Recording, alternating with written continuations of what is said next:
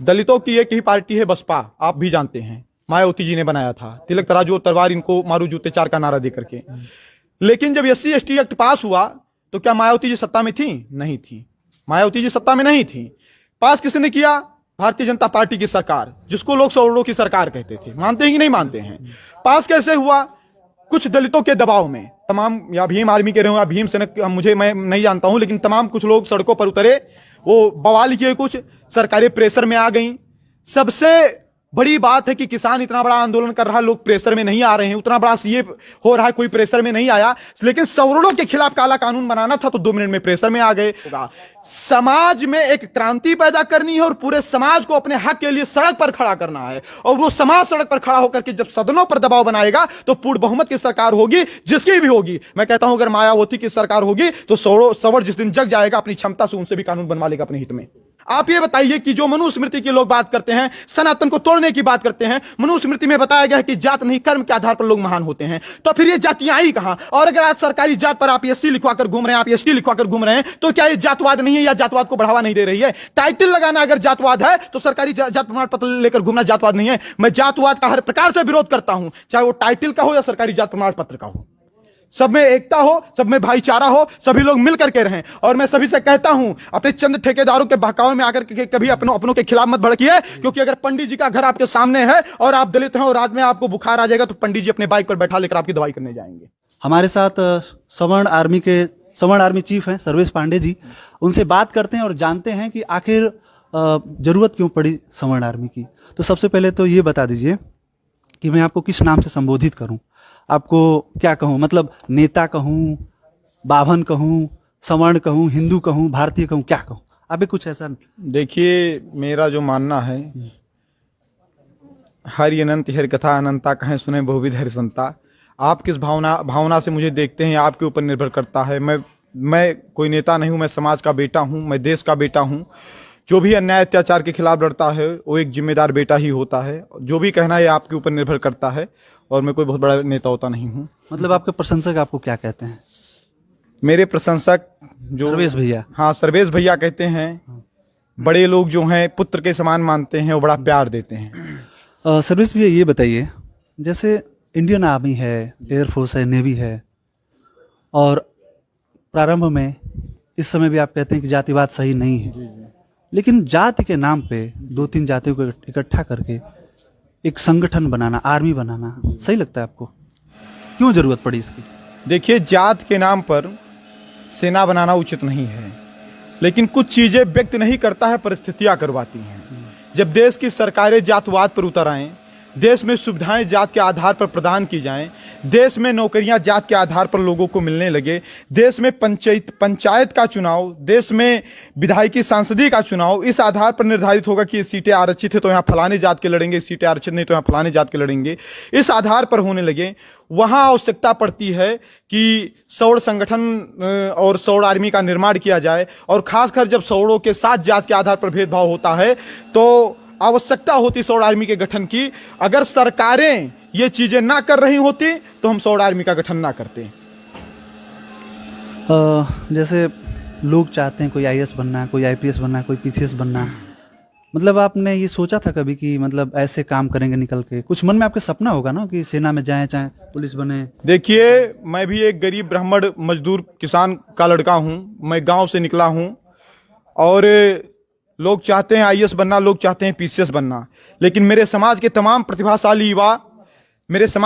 प्रतिभाशाली युवा योग्य होते हुए भी नौकरियों में नहीं जा पा रहे हैं, सिर्फ रिजर्वेशन की वजह से। योग्य होते हुए भी IAS IPS नहीं बन पा रहे हैं, सिर्फ रिजर्वेशन की वजह से। तो मैं अपना ये बलिदान, अपने कैरियर की कुर्बानी इसलिए दे रहा हूं कि मेरी आने वाली पीढ़ियों के बच्चे IAS IPS बन सकें, इसलिए मैंने यहां संघर्ष स्टार्ट किया।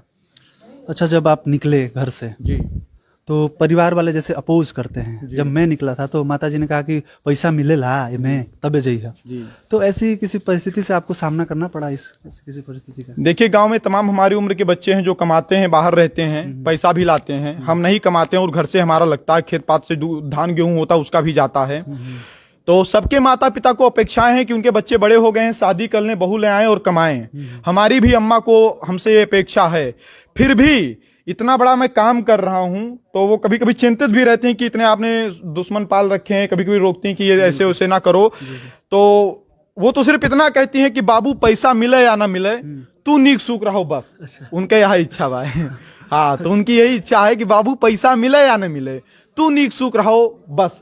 कारण क्या है कि धरती पर निस्वार्थ भाव से प्रेम करने वाला अगर कोई है तो माँ है। बिल्कुल सही, सहमत हूं। जी ये सब जब शुरू हुआ जी उसके बारे में थोड़ा सा आप हमको बताइए। जो वहाँ की सांसद रही, पूर्व सांसद हैं, जी भारतीय जनता पार्टी से थी, जी जी और क्या मन में आया आपके विचार की आपने उनको कॉल किया, और उसके बाद आपका कॉल, वो कॉल रिकॉर्डिंग इतना वायरल होता है, अप्रत्याशित आपको फेम मिलता है, उसके बारे में थोड़ा सा बताइए हमें। उसके पहले जो सांसद सावित्रीबाई फुले थी हमारे वहां की सांसद, उसके 1 साल पहले से हमारा संघर्ष समाज के लिए चल रहा था। उन्होंने सौरों को टारगेट किया, सौरों को गाली दी। फिर मैंने उनके पास फोन किया, मैं उनसे बात भी करना चाहता था, मुलाकात भी करना चाहता था, लेकिन मुलाकात नहीं हो पाई। मैंने फोन पर बात किया। ये स्थितियां क्यों निर्माण हुई, ऐसा हमें करना क्यों पड़ा? कोई सस्ती लोकप्रियता हासिल करने के लिए मैंने ऑडियो वायरल नहीं किया था। मुझे पता नहीं था कि इतना ऑडियो वायरल हो जाएगा, लेकिन उन्होंने मेरे समाज को टारगेट किया और मुझे वहां पर लगा कि उन्हें जवाब देना चाहिए। आप भी एक समाज से आते हैं, अभी आपको कोई अगर नाजायज गाली दे तो आपको भी दुख होगा। जितनी इज्जत आपकी है उतनी इज्जत मेरी भी है, और उतनी इज्जत एक ठेले वाली की है और रिक्शे वाली की है। सबकी इज्जत बराबर है। अगर मान लो कि बाप दादाओं ने कुछ गलत भी किया हो, तो क्या उस गलती का एहसास हम आपके साथ चाय पी रहे हैं, आपके साथ खाना खा रहे हैं, मुझको बार बार देते रहेंगे, मुझको गालियां देते रहेंगे, मेरे जात को टारगेट करते रहेंगे? यह गलत है। और उन्होंने ऐसा किया था, इसलिए मैंने उनका विरोध किया था, और विरोध ही नहीं किया, पूरी ताकत के साथ उनको चुनाव में हरवाने का भी प्रयास किया। जो सांसद सावित्रीबाई फुले 4,34,000 वोट पाकर के कभी सत्ता में गई थी, उनको 34,000 वोटों पर समेट दिया गया वहां पर। देश में आप घूम रहे हैं, जी। अलग अलग राज्यों में जा रहे हैं। कई बार मैं वीडियो देख रहा था आपका, तो आप राजस्थान भी गए हुए थे। अलग अलग प्रांत में जाते ही रहते हैं। आपके कार्यशैली का तो अभी एक हिस्सा ही हो गया है। जैसे सवर्ण समाज है, बस कितना प्रतिशत आपने कहा कि सवर्ण समाज है? देखिए, सरकारें तो कह रही है 15% है, लेकिन मेरा मानना कम से कम 30% सौर समाज की आबादी है।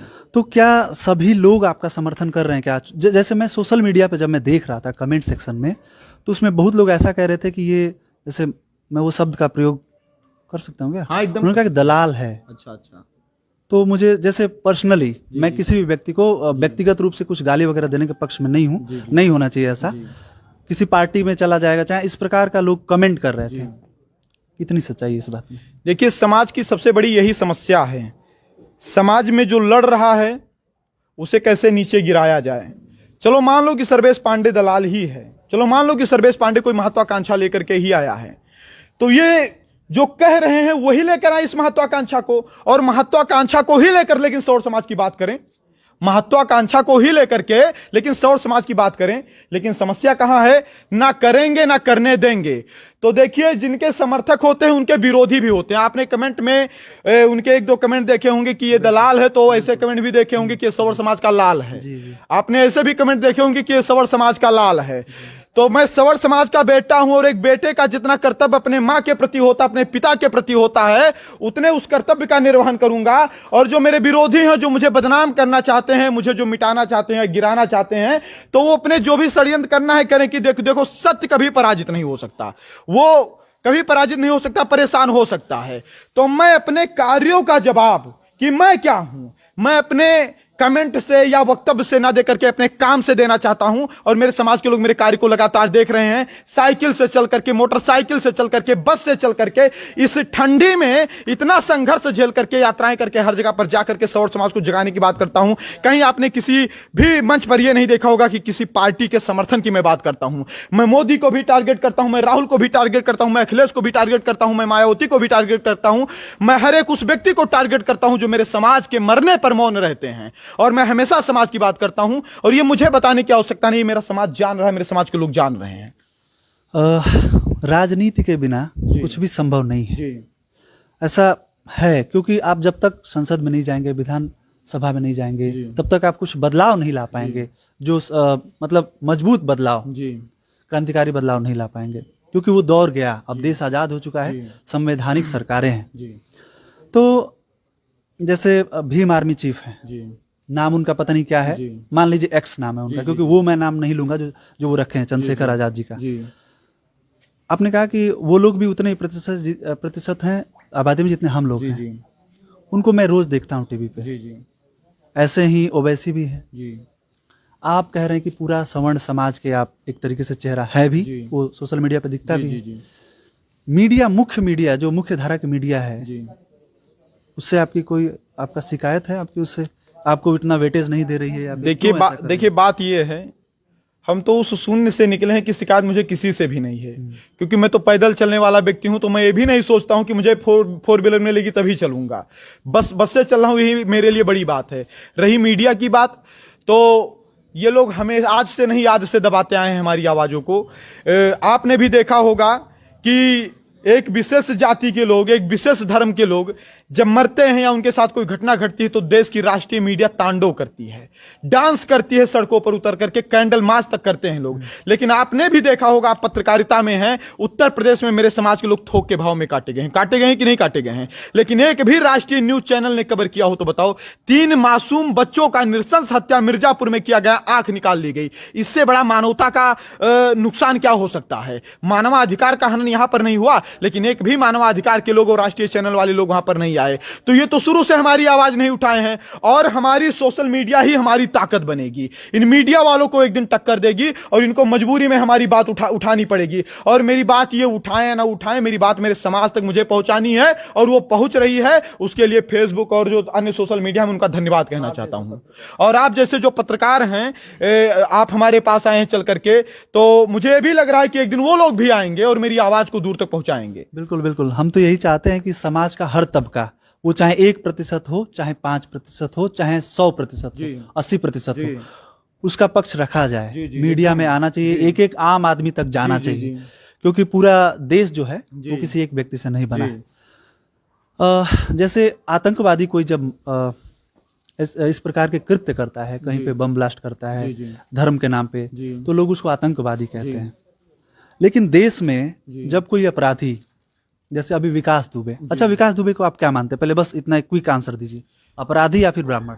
देखिए, विकास दुबे को तो मैं जानता नहीं हूं, सिर्फ जब टेलीविजन पर और वहां न्यूज में आने लगा तो मैं जान पाया कि कोई विकास दुबे हैं। और विकास दुबे के अपराध की जो चर्चा 4 दिन में हुई, उससे पहले इतनी बड़ी चर्चा भी नहीं थी। तो उनके बारे में जब मैं बहुत अच्छे से नहीं जानता हूं तो बहुत अच्छा उनके बारे में बोलना उचित नहीं समझूंगा, क्योंकि जिनके बारे में जानता हूं उन्हीं के बारे में बता सकता हूं। जी। तो अगर मान लीजिए उत्तर प्रदेश में या किसी भी राज्य में अगर कोई व्यक्ति कोई जैसे बलात्कार करता है, हत्या करता है, डकैती करता है, तो क्या उसको जाति देख के कहा जाना उचित है कि ये ब्राह्मण है, चाहे क्षत्रिय है? जैसे हाथरस में हुआ, वहां पे जिन नौजवानों ने रेप किया या जो भी है, छेड़छाड़ या जो भी, तो क्या उन्होंने इसलिए किया क्योंकि वो क्षत्रिय थे? नहीं, देखिए, जैसा आप कह रहे हैं कि जैसा कि हाथरस में जो रेप हुआ, जैसे मीडिया जो दिखा रही है, बहुत सारे, मैं नाम नहीं लेना चाहता हूं, खुल के कह रही थी, लोगों ने कहा कि क्षत्रियों ने रेप किया। तो मैं बात और बता दूं, अपराधियों की कोई जात नहीं होती है। जिन्होंने अपराध किया होगा उनको टारगेट करना चाहिए, पूरे क्षत्रिय समाज को। उनके लिए सिर्फ उन्होंने गलत काम किया उसके कारण नहीं टारगेट किया जा सकता। और दूसरी बात, अगर अपराधियों की जात नहीं है तो फिर दलित लड़की कह करके जो पीड़ित थे उनको क्यों बताया जा रहा था? वो लड़की तो देश की लड़की थी ना, उसके लिए पूरे देश को खड़ा होना चाहिए था ना। जो अपराधी होगा किसी भी जात का होगा, उसको पूरे देश के लोगों को मिलकर के उसका विरोध करना चाहिए। और जो बेटी होगी उसको दलित बेटी या दलित बेटा बता करके समाज में जो नफरत फैलाते हैं, एकदम गलत करते हैं। वो देश के बेटे होते हैं, जो सही है सही उनका सभी लोग साथ दें, और जो गलत है उनका लोग विरोध करें। बिल्कुल, मैं भी इस बात से सहमत हूँ। राजनीति में मैंने कहा कि जैसे राजनीति से ही संभव है, तो आगे राजनीति में आने का कोई आपका प्लान है किसी पार्टी से या फिर अपनी खुद की कोई पार्टी? दलितों की एक ही पार्टी है, बसपा। आप भी जानते हैं, मायावती जी ने बनाया था, तिलक तराजू और तलवार इनको मारू जूते चार का नारा दे करके। लेकिन जब SC/ST एक्ट पास हुआ तो क्या मायावती जी सत्ता में थी? नहीं थी। मायावती जी सत्ता में नहीं थी। पास किसने किया? भारतीय जनता पार्टी की सरकार, जिसको लोग सौरों की सरकार कहते थे। मानते हैं कि नहीं मानते हैं? पास कैसे हुआ?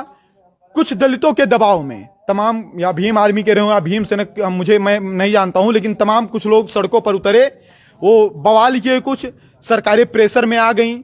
सबसे बड़ी बात है कि किसान इतना बड़ा आंदोलन कर रहा है, लोग प्रेशर में नहीं आ रहे हैं, उतना बड़ा सीए हो रहा है, कोई प्रेशर में नहीं आया। लेकिन सवर्णों के खिलाफ काला कानून बनाना था तो 2 मिनट में प्रेशर में आ गए। तो जब दलितों की कोई सरकार नहीं थी, उनकी पार्टी सत्ता में नहीं थी, फिर भी उनके पक्ष में कानून बनाया गया कि नहीं बनाया गया? तो सरकार या राजनीति में आने से कल्याण समाज का नहीं होगा। समाज में एक क्रांति पैदा करनी है और पूरे समाज को अपने हक के लिए सड़क पर खड़ा करना है। और वो समाज सड़क पर खड़ा होकर के जब सदनों पर दबाव बनाएगा तो पूर्ण बहुमत की सरकार होगी, जिसकी भी होगी। मैं कहता हूं अगर मायावती की सरकार होगी तो सवर जिस दिन जग जाएगा अपनी क्षमता से उनसे भी कानून बनवा लेगा अपने हित में। अब मैं अंतिम एक प्रश्न, और आपका बहुत समय ले लिया, इसके लिए बहुत बहुत धन्यवाद। कोई बात जी, आप अभी गोरखनाथ मतलब क्या कहते हैं, गोरक्ष प्रांत कहते हैं जी। तो बाबा गोरखनाथ की आप धरती पे हैं और यहीं के मुख्यमंत्री जी भी हैं उत्तर प्रदेश के। जैसे उनके ऊपर यह भी आरोप लगता है कि वो क्षत्रियवाद करते हैं, सवर्णवाद नहीं, क्षत्रियवाद। थोड़ा सा उस पर अगर आप कोई बोलना चाहें, नहीं अगर बोलना चाहें तो आगे बढ़ सकते हैं। देखिए, अगर मैं शराब पीता हूं तो मैं शराबी हूं, मेरा परिवार शराबी नहीं है। अगर मैं गुटखा खाता हूं तो मैं नशा करता हूं, मेरा परिवार नशा नहीं करता है। तो योगी जी की जो भी व्यक्तिगत मानसिकता होगी वो उनकी व्यक्तिगत होगी, उसे उनके पूरे समाज पर भी नहीं कहा जा सकता। और मैं उनको कभी जात के रूप में मैं नहीं देखता, क्योंकि वो एक योगी हैं और हमारे देश के वो मुखिया हैं और मुख्यमंत्री हैं। उनसे सवाल भी हुए जब ब्राह्मण हत्याएं हुई, तमाम लोगों ने यह भी कहा, हम तो सौर समाज का संगठन चलाते हैं, ब्राह्मण क्षत्रिय बनिया भूमिया सभी लोग हमारे साथ में हैं, तमाम लोगों ने कहा कि क्षत्रिय होने के नाते सवाल पूछा जा रहा है। तो एक बात और मैं बता दूं, सत्ता में जो होगा सवाल उससे पूछा जाएगा। सवाल जनता की सरकार से होती है, ना कि जनता की जात से होती है। तो मैं तो उनको अपना मुख्यमंत्री मानता हूं, आप लोग अगर उन्हें जात मानते होंगे तो आप लोगों की सोच है। जी, बहुत बहुत धन्यवाद समय देने के लिए। और आगे के लिए आपको मंगल कामनाएं बहुत बहुत। हम चाहते हैं कि देश में सभी अपना अपना पक्ष और जो हिस्सेदारी है सबको मिले। आपके इस चैनल के माध्यम से मैं एक बात और आपको, पूरे समाज को, जो लोग मुझे देख रहे हैं उनको बताना चाहता हूं, अपने समाज की एकता किसी दूसरे जात का विरोध नहीं होता है। आज तक आप हमारे वॉल पर चले जाइए, आप हमारे ट्विटर अकाउंट पर चले जाइए, आप हमारे वीडियो को देख लीजिए, हमने हमेशा सवर्णों को जोड़ने की बात की है, दलितों को तोड़ने की बात नहीं की है। लेकिन चंद तथाकथित गद्दार, चाहे वो चंद्रशेखर रावण हो, चाहे बामसेवका, चाहे वो बावन मिश्राम हो, ये लोग क्या करते हैं, ये लोग एक जात को टारगेट करते हैं, एक समाज को टारगेट करते हैं, उनको गाली देते हैं और उनके गाली पर राजनीति करते हैं।